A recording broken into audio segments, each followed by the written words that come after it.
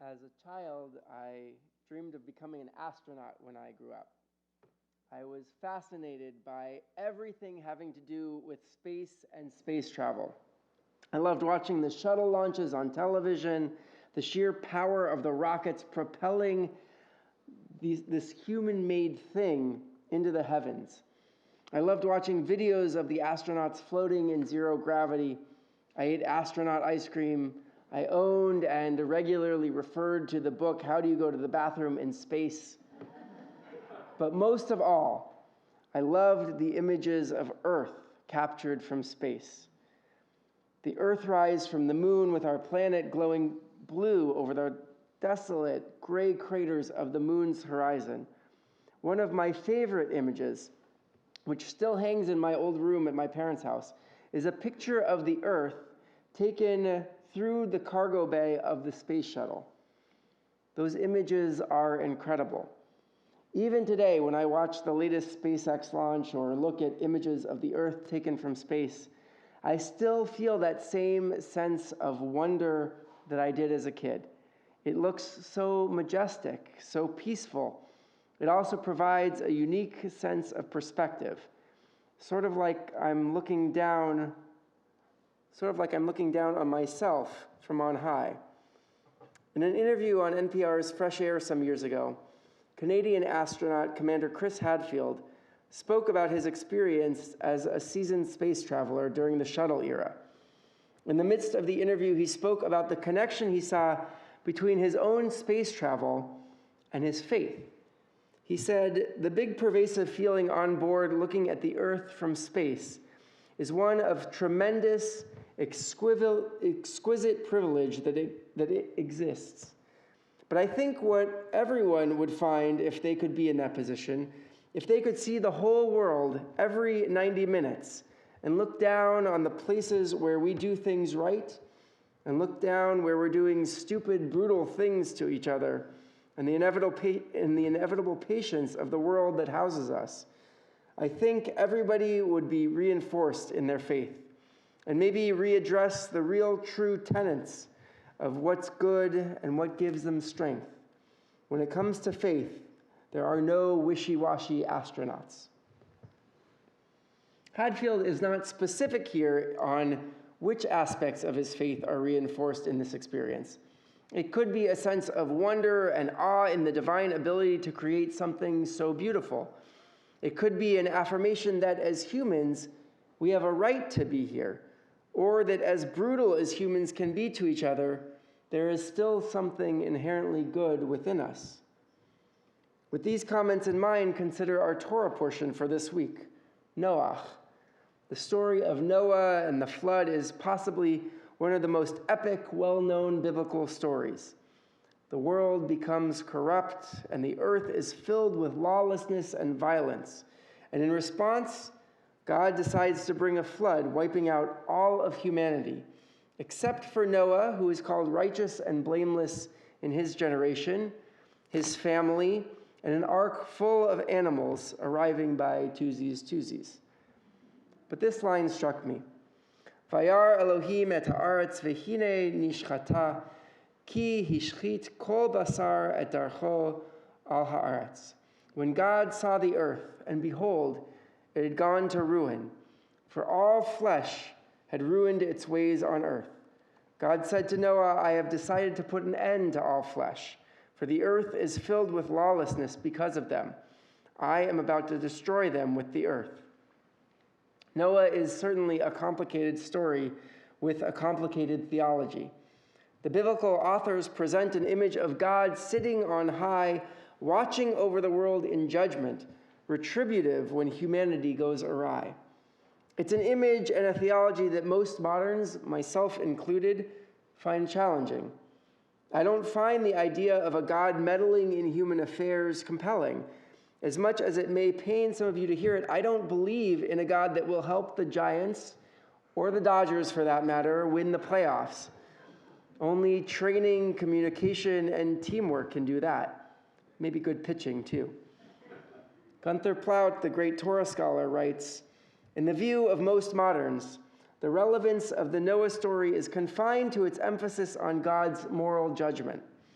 In considering the story as a homily on the consequences of human corruption, lawlessness, and violence, we can affirm that they do bring on the judgment of God. We may experience it in social and moral conditions, or in nature's physical realm, as in our pollution of the atmosphere and water, or our disturbance of the ecological balance. An offense against this balance is an offense against God, writes Plout, who guarantees life and its laws, which may bring on dire and unforeseen consequences. Whether you find the biblical portrayal of God compelling or not, there is still much to learn here. We have the gift of being able to contemplate these matters through the lens of history, and occasionally with the perspective of viewing our world from space. Picture yourself floating out in space, maybe even in the time of Noah, watching the entire world go by every 90 minutes. The biblical authors, without satellites or shuttles, imagined God watching over the earth from on high. Can you imagine how the biblical authors must have thought about the extent of the corruption of the earth? So much so that the God who looked down at creation and declared it tov me'od, very good, just a few chapters earlier, decided to wipe it all out, to end all those lives, to attempt to reboot creation. How bad must it have been? What was this generation of humanity doing to each other? What damage were they doing to the earth? And how does that image compare to what we might see now, in our own day? In the unfolding of the story, our tradition suggests that Noah was the only one doing things right. Everyone else was, to use Commander Hadfield's words, doing stupid, brutal things to each other, and God's patience had run out. How might God's view as depicted in the Bible compare to our world today? Where are we getting it right, and where are we being particularly brutal to each other and our world? Do we even need images from space to remind us of those places in the world that are in ruins today? Think about it. How do the developed parts of the world compare to developing nations? We know intellectually and from reading the news that there is incredible disparity in the world, that the gap between the rich and the poor is becoming wider and wider in more and more places. We know the ways in which COVID has affected the developing world at drastically higher and more damning rates than in resource-rich nations. What about the parts of the world where corruption and lawlessness rule? Consider the danger and destruction that follows when corrupt leaders pit one group of humans against another to fight over diminishing natural resources. Consider places like Sudan, where those conflicts led to the deaths of millions of people and displaced hundreds of thousands. And how do we address the devastation caused by climate change? In California, we are in the midst of the worst drought on record. Our lands are parched and brittle, with massive wildfires laying in wait, set off by the tiniest sparks. But we are not the only ones who are affected by a warming world. For us, it's a lack of water, but consider the massive storms in the south and the east this past summer.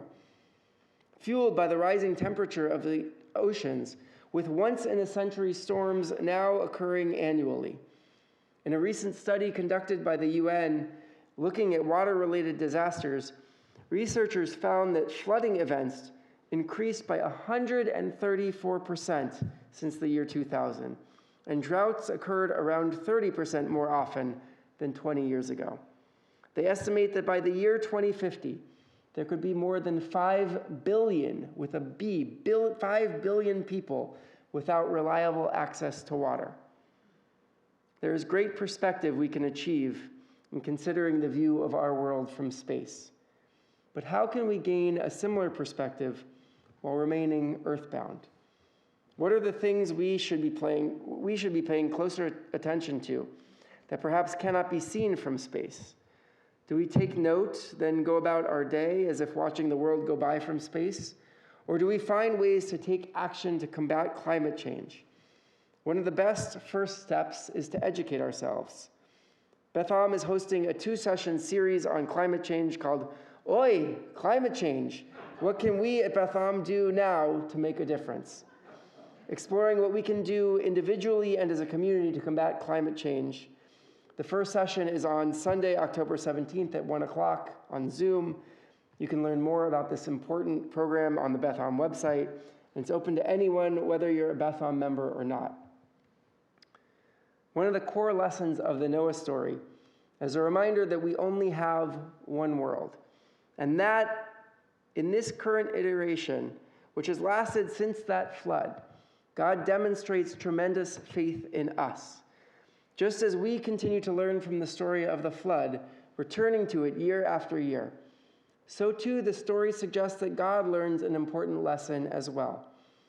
As a sign of God's renewed faith in humanity, God offers the rainbow in the sky as a promise, a reminder of the covenant that God will never flood the earth again, never again wipe out humanity. And we must hold up our end of the bargain, to learn from our history, to strive to be a source of good in our world, to take steps to care for this precious world in which we live. We have a responsibility to take care of our world and our fellow humans. As Jews, our tradition compels us to not lose sight of the need for each of us to bring good into the world.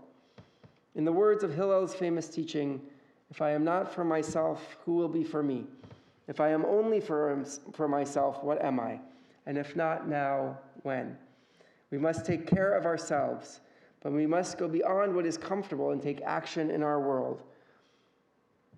And now, we must remember this story as a reminder that no matter how bad things might seem, and these days they seem pretty bad, God has faith in us that we'll find a solution, we'll solve the problems, we'll do the right thing. As Commander Hadfield reminds us, given their opportunity to look down on the earth, passing over the world every 90 minutes, there are no wishy-washy astronauts. Things can seem scary, but the lesson that we find in the rainbow, repeated in the blessing that we say when we see a rainbow even today, is that God has faith in us and that we'll be able to figure it out. Sometimes it just falls on us to bring a little extra goodness into our world, to never be wishy-washy on the possibility that humanity was and is worth saving, that this world that has sustained us, and now it's our turn to return the favor and tend to our fragile world. Shabbat Shalom.